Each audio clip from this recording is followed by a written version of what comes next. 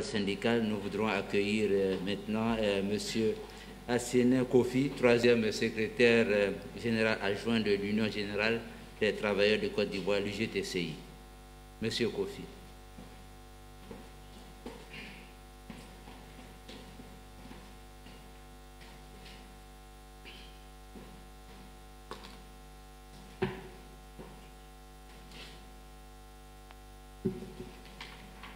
Excellences, Monsieur le Premier ministre,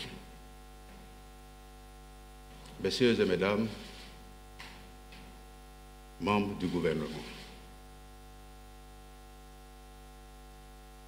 camarades travailleuses, camarades travailleurs, la tradition sacrée des travailleurs qu'est la célébration du 1er mai ne connaît pas pour la première fois en 134 années, son allure unique et évocatrice du fait de la pandémie du Covid-19 qui sévit dans le monde entier. En cette journée empreinte à la fois de solennité, mais surtout de gravité, au regard de l'actualité sanitaire mondiale et dans notre pays, le devoir nous impose de faire cette adresse à vous-même, Monsieur le Premier ministre, et à travers vous, à son Excellence, Monsieur le Président de la République, pour traduire de vive voix les sentiments sincères et particulièrement profonds des travailleurs de Côte d'Ivoire suite à la survenue du Covid-19 dans notre pays depuis près d'un trimestre. Aussi voudrions-nous, pour l'occasion, bien vouloir vous prier,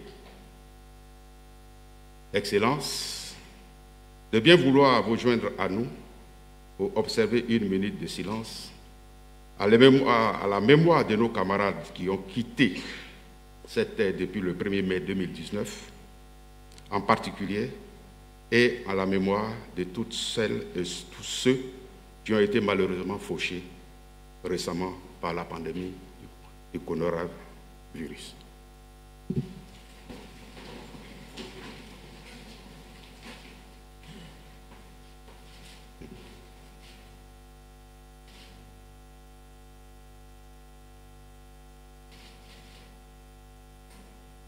Je vous remercie.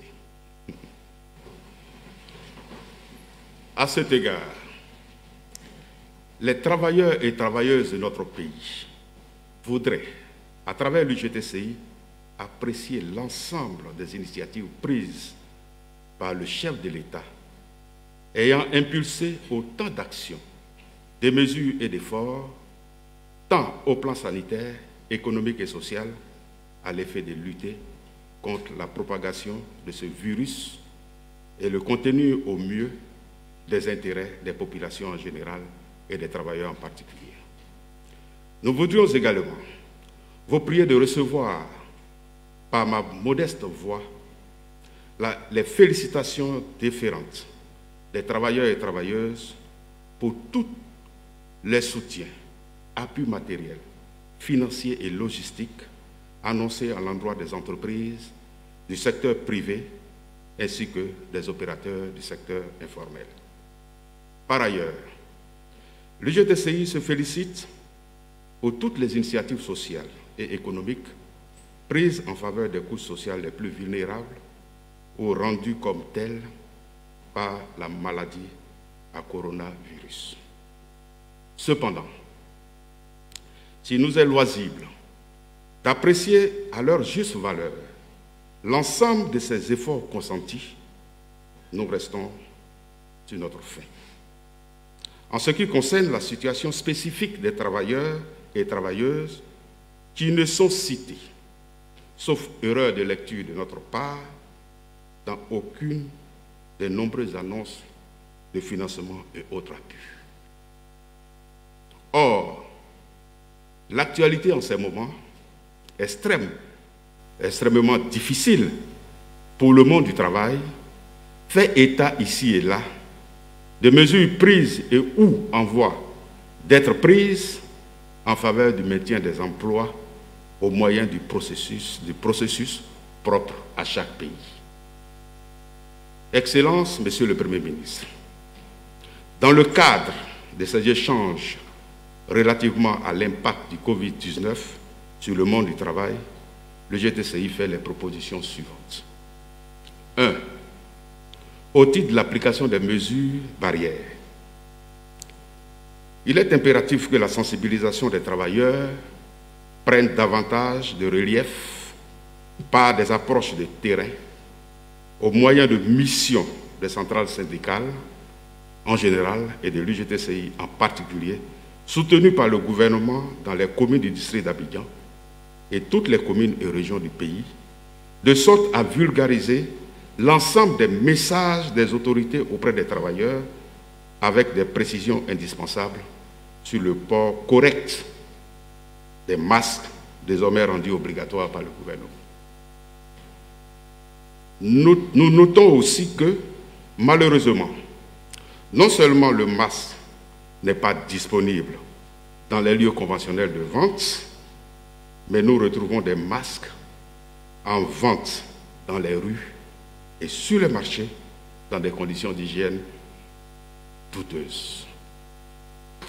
Il nous semble important, il nous semble aussi important de mettre à contribution le personnel soignant qui fait usage de manière courante des masques dans l'exercice de ses fonctions. Personnel soignant, toujours à la tâche, à qui nous rendons d'ailleurs un hommage appuyé, nos félicitations et nos encouragements. Au titre des mesures sociales, en dehors des factures d'eau et d'électricité, pour lesquelles les bénéficiaires sont aisément perceptibles du fait de leur statut particulier et de leur abonnement ou de leur niveau de consommation, les autres abonnés ont été laissés pour compte. Relativement à ces abonnés laissés pour compte, le GTCI pense que ceux-ci sont en droit d'attendre une contribution de l'État, surtout que leurs consommations vont connaître un renchérissement de leur montant en cette période de fermeture des écoles, d'état d'urgence, de couvre-feu, de télétravail, de télé-écoles, de chômage technique et de licenciement, avec la présence de tous à la maison. C'est pourquoi nous faisons ici le plaidoyer en faveur d'une contribution significative de l'État sur la base d'un ratio qui ne doit pas être inférieur à 110%. Car le renvoi des délais de paiement des factures ne viendra qu'alourdir les charges aux échéances prévues, puisque ce report ne les annule pas. En ce qui concerne les autres actions louables et humanitaires, comme la distribution des denrées alimentaires et l'octroi de la somme de 25 000 francs à certains ménages dits fragiles, l'on se perd en conjoncture quant aux critères d'éligibilité des bénéficiaires. C'est pourquoi le GTCI souhaite qu'un éclairage soit fait à ce niveau. Au titre des emplois, 3. L'impact du Covid-19 est extrêmement perceptible dans le monde du travail.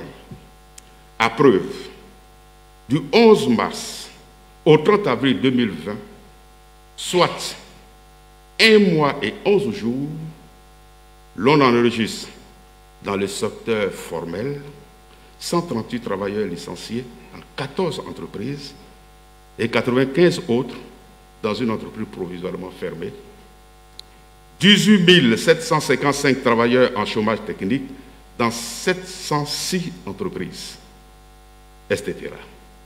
Mais notons aussi que parmi ces 706 entreprises, seulement 73 ont envisagé des mesures d'accompagnement.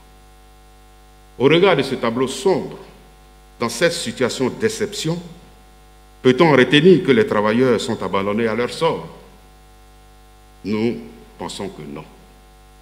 C'est pourquoi l'Union générale des travailleurs de Côte d'Ivoire voudrait exhorter son Excellence, Monsieur le Président de la République et son gouvernement, à prendre les mesures qui s'imposent en vue de communiquer sur la nécessité d'éviter toutes les velléités en cours et à venir de chômage technique ou de licenciement.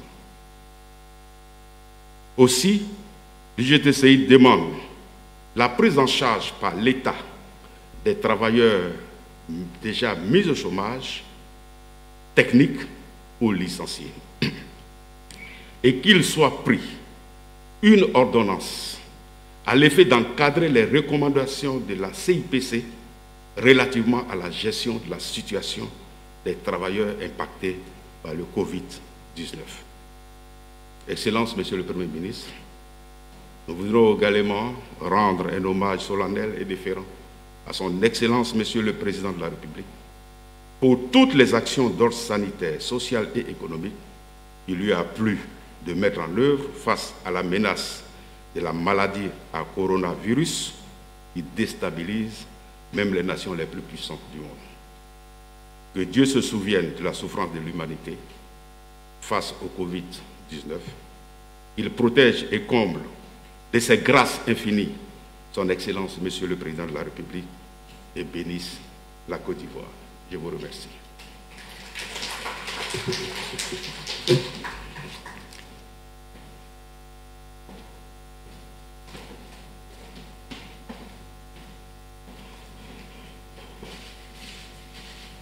C'était l'UGTCI, l'Union générale des travailleurs du Côte d'Ivoire.